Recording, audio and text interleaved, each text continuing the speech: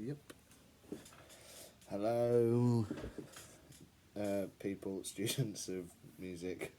Welcome to the second video for the rhythm class. Today, what I was going to talk about is something that I have talked about with one of the groups, but because I don't get to see all the groups, and I'm not sure I've said this to the postgrads, is just to talk about how to practice with a metronome. It seems potentially like a boring subject, but I don't think so. I think it's very fun because I'm boring. But I think getting to grips with how to practice with a metronome as opposed to just practicing with a metronome is really an important thing that people don't tend to talk about all that much. People know it's important to practice with the metronome. People also know it's important not to talk about metronome, so I just wanted to clear up a few things from my perspective. So, firstly, I do think it's important to play with the metronome. If someone says, don't practice with metronome, try and dig under what it is that they're trying to get at. Practicing with a metronome will make your time better, if you do it properly. If you make the metronome make you work as opposed to using the metronome to help you keep time. The metronome is a tool to make your time stronger. So that's what we're going to be talking about today. But also, in addition to that, you don't get better time without exploring feel, and you can. Metronome does help you understanding more about time feel, but this metronome work should always, in my opinion, be paired with playing along with records, trying to match someone's feel and sound and dynamics as accurately as possible, like feeling where the pulse is and how far away they are from the pulse. So they're ahead of the pulse, behind the pulse. It probably won't be consistent. Trying to match that. That's how to work on feel for me. And the final one to also do, so there's three things that you should do when practicing your time, trying to work on your time and your time feel, is to practice with a metronome properly so it makes you work harder. Practice with recording, so you're working on sound, feel, placement, and exploring the human qualities of people's time and time feel. And the third one is to record yourself without a metronome and without recording, because that's the only way you'll know if you speed up or slow down. Maybe I'll talk about the other ones in another video, but for now, for today, we're just going to talk about metronome work. So, I sort of put this together because I spent a lot of time thinking about how to practice time. Everyone would say, you need to improve on your time, you need to improve on your feel, but not a lot of people sort of gave me explicit ways of doing it that I would understand immediately, like, oh, I can feel this helping and I know why, etc., etc. So, I heard an interview, I can't remember where it was, with Mark Juliana, and he talked about micro and macro time. Now, up until this point, most people, when they talk about their like metronome practice, when I ask people, they go, oh yeah, put it on beat 4 of every bar, or beat 4 of every 2 bars. And I used to do this.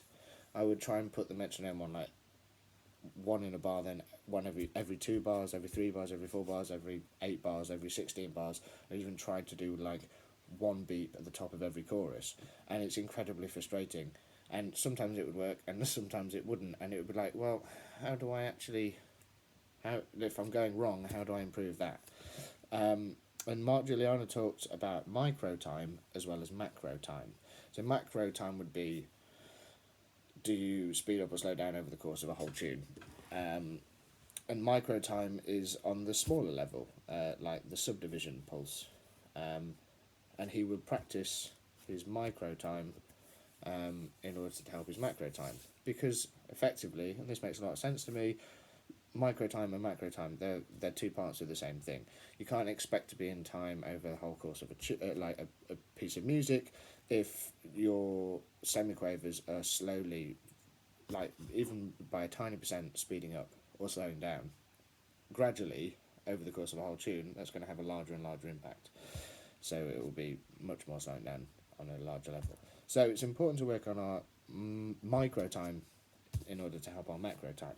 So he puts metronomes on like all of the subdivisions and plays along with it and shifts the accents. What I wanted to do is combine practicing micro time with increasing amounts of space. So the metronome is giving you less of the time, and you're slowly building up, step by step, feeling the pulse yourself for longer and longer periods of time. So, to demonstrate this, and I have a sheet with this on, which I will also send you, but it's simple enough. We take triplets. In jazz, that's the common subdivision. Now, as I said earlier, practicing the recordings is so super important because you don't want to have perfectly quantized triplet feel, because I feel like this is what this exercise does. It helps sort of, it's like human quantizing. You're quantizing yourself. You know how it, through doing this exercise, you will explore playing very even subdivisions of whatever subdivision that you choose to do. That's not like that in the real world, but as with everything, with sort of jazz, I think it's like to know the exceptions to the rule through experience. You don't want to play with even triplet feel all the time. Drummers, the skip beat is not always evenly tripletized, but in going through the process of sort of really trying to quantize your feel through this exercise, you'll be able to notice and then adjust and copy the less quantizable feels of other people. And this is not just drummers, this is everyone. So, the smallest subdivision of a triplet, triplets obviously subdividing the pulse into 3. We don't want to put the metronome on every beat or every triplet because then we're not working. There's no time that we have to feel the distance between the clicks. So instead of putting the triplet, the metronome on every single triplet, the smallest gap between the triplets that you can have is every 2 triplets. I hope that makes sense. So we're going to put the metronome on 60 BPM. Now that isn't 60 BPM as if you hear the click as the beat. We're trying to get away from that, as with the previous exercise. So what this is every 2 triplets. 1 triplet, 2 triplet, 3 triplet, 4 triplet, 1 2 1 2 1 2 1 2 1 2. That's the triplet speed, and the pulse is 1 2 3 4. 1 2 3 4. 1 triplet, 2 triplet, 3 triplet, 4 triplet. So I would put the metronome on this, and I would practice whatever exercise it could be. It could be a technical exercise, it could be a transcription, it could be anything. You could even do your long tones doing this, but trying to feel a pulse. But for today, and I'm going to suggest this as practice for everyone to get into this, is use Trev's placements. So 1 triplet, 2 triplet, 3 triplet, 4 triplet, 1 triplet, 3 triplet, 4 triplet, 1 triplet, 2 triplet, 3 triplet. And try and really strongly feel the pulse. 1 triplet, 2 triplet, 3 triplet, 4 triplet, 1 2 4. 1 2 3 4, etc, etc, etc. You can also do the offbeats. 1 triplet, 2 triplet, 3 triplet, 4 triplet, 1 triplet, 2 triplet, 3 triplet, 1 triplet, 2 triplet, 3 triplet, 4 triplet, 1 triplet, 2 triplet, 3 triplet, 4 triplet. Cool. That's a relatively easy one. We can then shift this one. This is all on the sheet here, but instead of every 2 triplets starting on the beat, 1 triplet, 2 triplet, 3 triplet, we're going to move it so it starts on the second triplet. A bit of displacement, so the same sort of stuff that we were doing yesterday, but we're just displacing the metronome where we're feeling the pulse stays the same. Triplet, 2 triplet, 3 triplet, 4 triplet, 1 triplet, 1 triplet, 2 triplet, 3 triplet, 4 triplet, 1 triplet, 2 triplet, 3 triplet, 1 triplet, 1 triplet, 2 triplet, 3 triplet, etc, etc. You get the idea. So start with that. When that feels comfortable, we then move to, instead of every 2 triplets, we're going to move to every 3 triplets. Now, every 3 triplets is the pulse. 1, 2, 3, 4, 1. Now, I don't completely say that you should never put the metronome on all the beats. There's definitely a time and a place for that. But when we're trying to get away from it, we're trying to use the metronome effectively to make us better, to develop our time, strength of pulse, etc. We want to shift the metronome to various different places. We talked about this in the last video. So we're not going to put the metronome on each of the beats. We're going to move it. So it's going to be every 3 triplets, but it's going to be on the 2nd triplet or the 3rd triplet. Like I said, this is all on the sheet. So triplet, 1 triplet, 2 triplet, 3 triplet, 4 triplet, 1 triplet, 2 triplet, 3 triplet. I'll do the 2s. 1, 2, 3, 4. 1, 2, 3, 4. 1, 2, 3, 4, etc. You can also do the upbeats. This is great foundation work before you then go and do this with your instrument. So that's every 3 triplets starting on the 2nd one. When that's comfortable, we can do the exercise there. We do it every 3 triplets, but it's on the last triplet now. Triplet, 1 triplet, 2 triplet, 3 triplet, no. Let, 1 triplet, 2 triplet, 3 triplet, 4 triplet, 1 triplet, 2 triplet, 4 triplet, 1 triplet, 2 triplet, 3 triplet, 4 triplet, 1 triplet, 2 triplet, 3 triplet, 4 triplet, 1 triplet, 2 triplet, 3 triplet, 4 triplet, 2 triplet, 3 triplet, 4 triplet, etc, etc. If anyone doesn't know what I'm clapping Trev's 15 placements. I'm not doing them in order, but that's what you should do.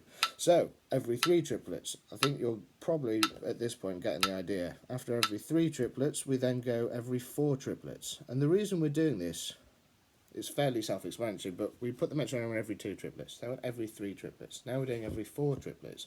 The space between the clicks is getting longer, despite we're maintaining the same pulse. The pulse is 60 BPM. We're thinking about it in 4/4, but of course it could not be in 4/4. That's something else that we'll get into another point. But the pulses remaining the same. The gap between the metronome beeps is getting longer, so therefore we have to keep time on a subdivision level for longer periods of time. We can't go wrong, because the metronome is not just going to be on beat 1. It's going to be on the 2nd triplet and the 3rd triplet, as well as, so it's always shifting. So we're checking in at all various different points within the bar, within the pulse, that we've not sped up or slowed down. But we're increasing the amount of time that we've got to hold that tempo. So it's very gradual increments. Cool, so every 4 triplets. Now, some people often say that it can be tricky to get into at the very beginning. If that's the case, know how many you're trying to do. So every 4 triplets, and try and feel just 4 subdivisions with that pulse.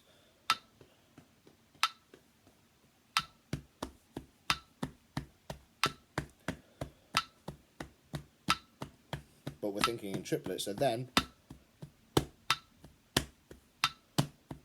1 triplet, 2 triplet, 3 triplet, 4 triplet, 1, 2, 3 triplet, 4 triplet, 1 trip, let, 1, 2 trip, 3, let, 4. Okay, I'll do the 3 placements. 1, 2, 3, 4. 1, 2, 3, 4. 1, 2, 3, 4. 1, 2, 3, 4, etc, etc, and also do the offbeats. Now, as with the second, the 2 beat displaced one, which is the first one we did, and then the 3 triplet displaced one, you can move this in the bar, so it doesn't just have to start on beat 1. This is all on the sheet. So we can shift this, we can displace this. So the displacement work that we did in the last video is very, very, very related to this, apart from we're using these displacement tools in various different ways. In the class that we talked about displacing melodic phrases as a way to sort of having more rhythmic diversity, and also like for use of developing a motive. It can be a really interesting tool.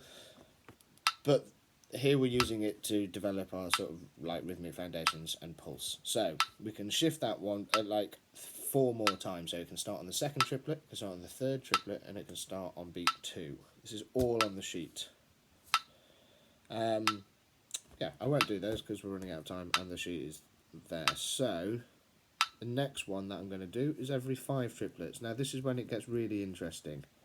For me, at least, because in 4/4 and in 4-bar phrases, every 5 triplets is not going to line up with beat 1, or it's not going to be the same every bar, because it takes over 5 bars to resolve, and we often play in 4-bar phrases, and also 5/4, 4/4. So it's going to keep shifting. So same thing with this one. Hope you can hear the metronome. Every 5 triplets. So to start with, just try and hear subdivide this click into 5.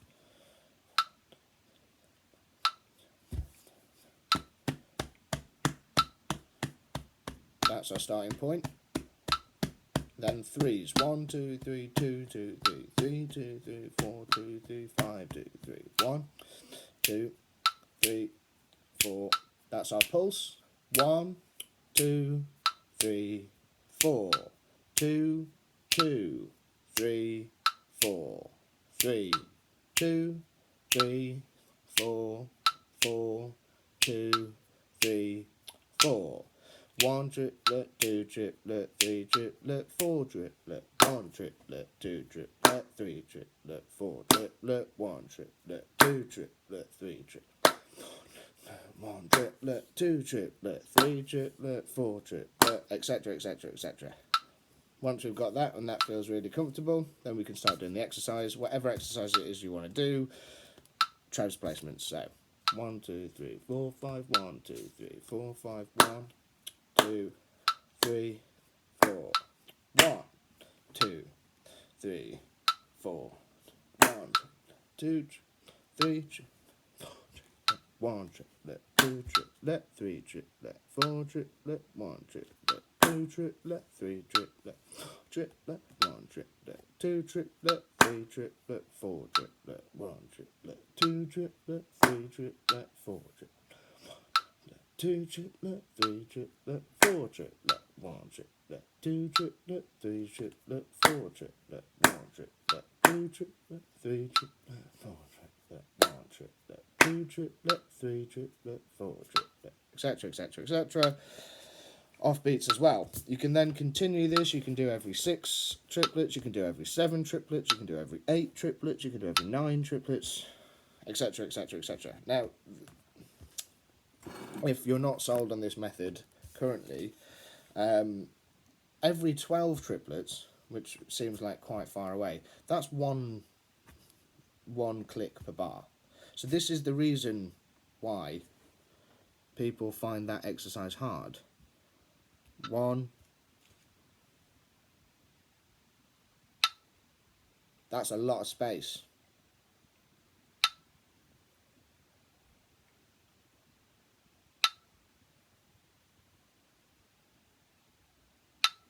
So how can you expect yourself to keep that in time, deadly in time, if you can't keep your micro triplets in time? You see what I mean? That's every 12 triplets. So let's go. 1 triplet, 2 triplet, 3 triplet, 4 triplet, 1 triplet, 2 triplet, 3 triplet, 4 triplet. 1 triplet, 2 triplet, 3 triplet, 4 triplet, 1 triplet, 2 triplet, 3 triplet, 4 triplet, 1 triplet, 2 triplet, 3 triplet, 4 triplet, 1 triplet, 2. It's hard.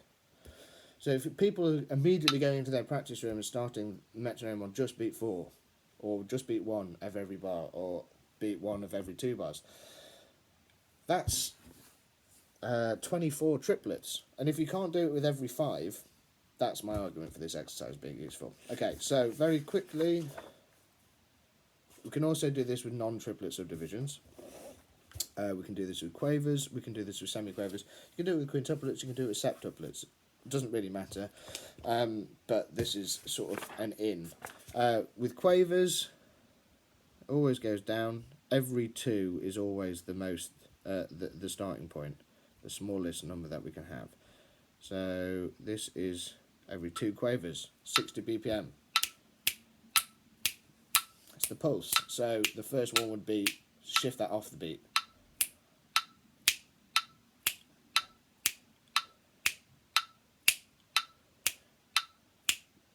One, 2, 3, 4. 1, 2, 3, 4. 1, 2, 3. I'm just doing bits of the placement, so. And then every 3 quavers is a dotted crotchet. 1, 2, 3, 2, 2, 3, 1, 2, 3, 4, 2, 2, 3, 4, 3, 2, 3, 4, 4, 2, 3. You can do it every 4 quavers. Every 4 quavers is a minim. But so we can start with going 1, 2, 3, 4, 1, 2, 3, 4, and we can displace that as well. So it could be the and 1, 2, 3, 4, and 1, 2, and 3, 4, and doesn't really matter. You can be creative. You can put that on the semiquavers. So you can do the same distancing thing, but with a different subdivision of the pulse, depending on the tempo, the style of music, or whatever it is you want to practice. Here's a couple of semiquaver examples. So every 2 semiquavers is a quaver, but we don't want to put that on the beat. So we can put it on the semiquavers.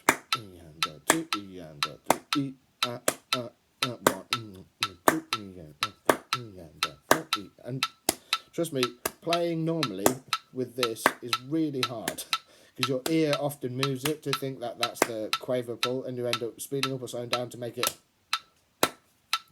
That's not what we want. We want to maintain the pulse ourselves inside. 3, 4. Do choice placements or improvise.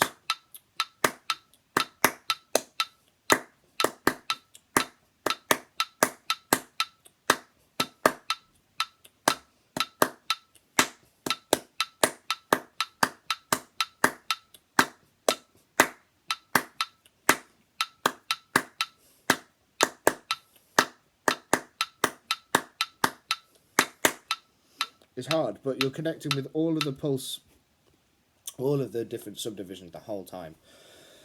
Really, like, tuning into time, noticing when you speed up and slow down and adjusting.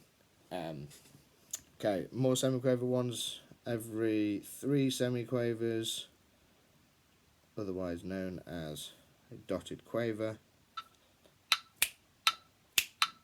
1 E and a 2 E and a 3 E and a 4 E and a 2 E and a 2 E and a 3 E and that was another one that shifts. 2, 3, 4. 1 and 3, 4 E, 1 and 2 E and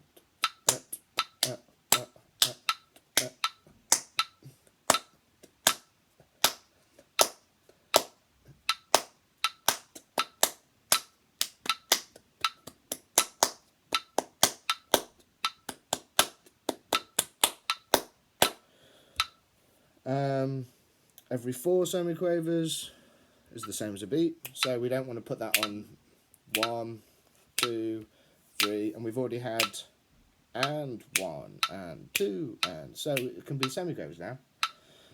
E and a 1 E and a 2 E and a 3 and a 4 E and a 1 E and a 2 E and a 3 E and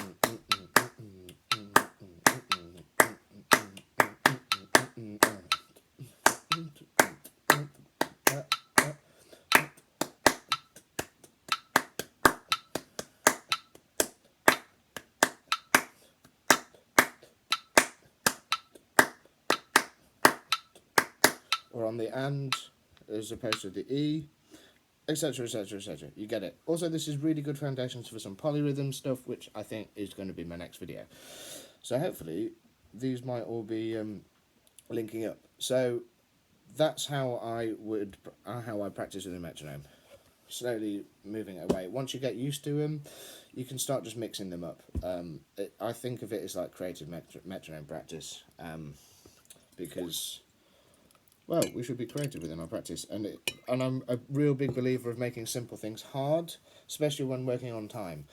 Right, that's the end of the video pretty much. Don't forget that this is not the only way.